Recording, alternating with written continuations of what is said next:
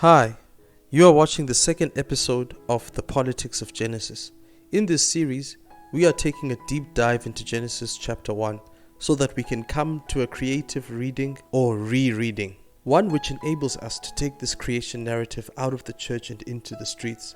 In the previous episode, we took a bit of a detour and looked at a different creation narrative, the Enuma Elish, with the purpose of immersing our minds in the religio-political imagination of the part of the ancient Near East that both the Enuma Elish and Genesis 1 emerged from.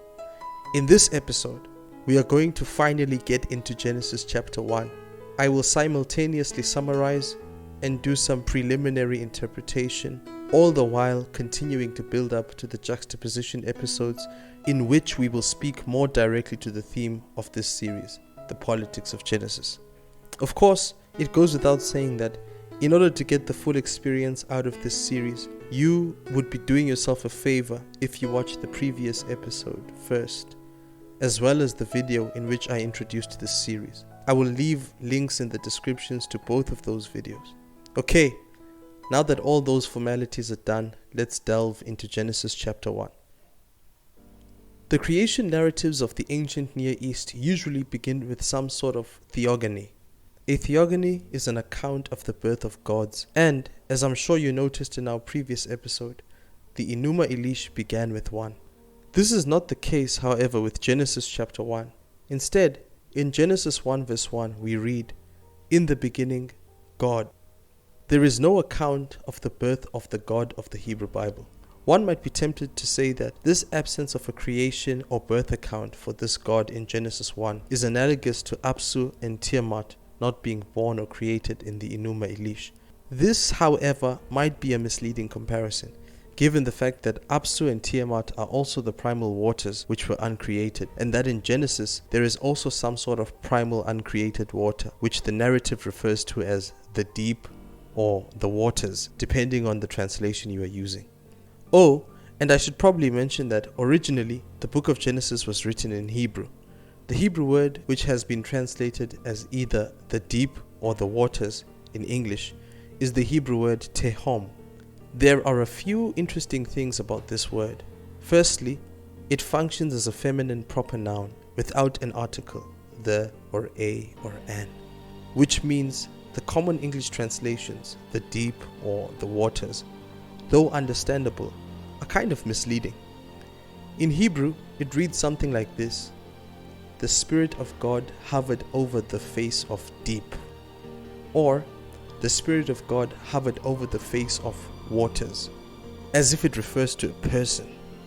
Secondly, critical scholars of the Hebrew Bible argue that the feminine proper noun tehom used in Genesis chapter 1 is the Hebrew equivalent to the Akkadian proper noun tamtu. Both these nouns can be traced back to the Sumerian noun Tiamat, as in the name of the primal saltwater goddess in the Enuma Elish that we discussed in the previous episode. Let me explain. Of these three languages, Sumerian is the oldest. Between Akkadian and Hebrew, the Akkadian language is the oldest, and it can be traced back to the Sumerian language. Hebrew grew directly out of Akkadian, and so it too can be traced back to Sumerian. There is therefore virtually no doubt that the Hebrew noun tehom used in the creation narrative of Genesis chapter 1 goes back to the Sumerian noun Tiamat. The fact that both tehom and Tiamat were connected with salt water is evidence of this. I'm sure some of you are beginning to understand why we had to talk about the Enuma Elish before we could talk about Genesis chapter 1. It is very obvious that one of these narratives is dependent on the other in some sense. Anyway, the third thing that I find interesting about the word tehom is its meaning in the Hebrew Bible. Strong's Hebrew Dictionary gives the following definitions to this noun: confusion, empty place, without form, nothing, vain, vanity, waste. I challenge the definition of tehom as nothing, because by virtue of tehom being a salty, watery mass, it cannot be nothing. Salty, watery masses are not nothing, generally speaking. Notwithstanding that objection, tehom seems to denote some sort of confusion or even chaos. Ellicott's commentary for English readers, when commenting on the meaning of Tehom in Genesis chapter 1, looks at how the same noun is used in a biblical poem found in Psalm 42 verse 7. There, this word is poetically applied to the ocean, with the ocean, or Tehom, functioning as a metaphor for the chaotic disturbance introduced into the psalmist's life. This chaos is described in such a way as to describe shapeless matter. So, it is not nothing. It is just something muddled or confused. The final point that I can make on the word Tehom is that it does not refer to a goddess in Genesis chapter 1 as in the Enuma Elish, or any person or being. To put it differently, if Tehom was ever personified in any way in the history of Hebrew religious imagination, by the time the creation narrative of Genesis 1 appeared in history, any such meaning was long forgotten. The point, however, is that God in Genesis exists over and above the primal water, which is not the case with Apsu or Tiamat. Remember that Apsu and Tiamat are primal water. Although already in the beginning of the narrative, the tropes of ancient Near Eastern creation myths are present, the Hebrew God is qualitatively different in that this God has been demythologized. What scholars usually mean when they say that the God of the Hebrew Bible is demythologized is that unlike other Mesopotamian gods, this God is not connected with any force of nature, be it storms, water, fertility, the sun, etc. This God is present as one who transcends all the natural elements and forces. The forces of nature are demythologized in that they are not gods or demons or personified in any sense. The deep Tehom, though it is presented as uncreated, is not a goddess or a person. It is just water. It is just stuff that God uses to create the heavens and the earth. Genesis 1 verse 2 tells us that the earth was shapeless and empty. To say that the earth was shapeless is a lot like saying that it was not crooked, but it also wasn't straight. It had no corners and edges, but it also wasn't a sphere. It existed, but in an amorphous or vague way. There was no sense or order to its existence. To say that the earth was empty is to say that it had no content. It was hollow, and considering the fact that this hollow, empty thing was unshaped, it was an emptiness without the capacity to be filled, unlike an empty cup or an empty box. In the first 3 days, God deals with the shapelessness. On day 1, he says, "Let there be light," and there was light. God then separates light from darkness. In other words, what God brings into existence is light fused with darkness. Then the first act of the shaping of the shapeless and ordering of the orderless comes when God separates light from darkness. Throughout Genesis chapter 1, the act of separating is integral to God's act of creation. So is the act of naming things into existence.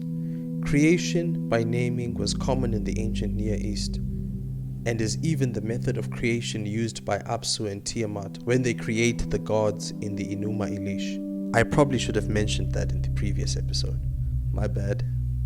One of my undergraduate professors once pointed out how, in the narrative of Genesis chapter 1, light already has a name, light, but then it is given a second name, day. Once it has been separated from darkness, which also, by the way, is given a second name, which is night, only to be given a third name when the text reads, "And there was evening and there was morning." Morning is the third name for light, and evening is the third name for darkness. These names seem to represent the transition from darkness to light and from light to darkness respectively. What is going on here is a further shaping of that which was shapeless, or a further ordering of that which was without order. On the second day, God separates again. This time, he splits the primordial salt water, Tehom, in two. He does this by creating a dome to keep the top and the bottom halves of Tehom apart. This dome is then called the sky, and this is how God creates the heavens. This sounds strikingly similar to how Marduk split the corpse of Tiamat to make the heavens or the sky and the earth. Anyway, now in the narrative there is a discernible space between the two halves of water instead of just a shapeless mass of salt water. God is causing shape and order. On the third day, God commands all the water under the sky to be gathered together in one place so that dry ground appears. Again, God introduces order through separation. By the end of the third day, we have an earth that is shaped and has form and order, but is still empty and lifeless. On the upside, unlike before, now it is fillable, like an empty cup or empty box. So, by day 3, God has made empty spaces, an empty sky or heavens, an empty ocean, and an empty earth. From day 4 to day 6, God fills these empty spaces. The empty sky or heavens are filled with astronomical bodies, as well as birds. The empty ocean is filled with fish and sea monsters. Then the empty earth is filled with vegetation, animals, and human beings. So in the course of the 6 days, God moves the state of the world from shapeless and empty to shaped and filled. God then rests on the 7th day, and He makes it a holy day. This day is later referred to as Shabbat or Sabbath. We will discuss the politics of Shabbat on the last episode of this series. If you are following this, you're probably noticing that the shape of the earth in Genesis 1 isn't exactly the spherical shape that we know the world to be today. If you have made this observation, then pat yourself on the back because you have an eye for detail. In this video series, I am not going to address the relationship between the cosmology of Genesis and modern scientific cosmology. However, if you would be interested in a video that addresses that topic, leave a comment in the comment section stating that. And if there are enough people interested in that topic, I will put a video together on it. But anyway, you have reached the end of this episode. The point of it wasn't to be exhaustive and to comment on every little detail of Genesis chapter 1. No, instead, the point of this video was to introduce Genesis chapter 1 so as to give you a feel for the narrative, to read it in such a way that you can see how it fits the world in which it was written, and also to prepare for the following group of episodes. Let me say a word or two about those.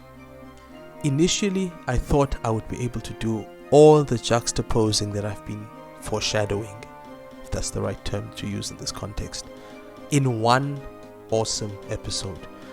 But I sat down to script the episodes and I noticed that there's just too much content in the juxtapositions to nail down in one episode.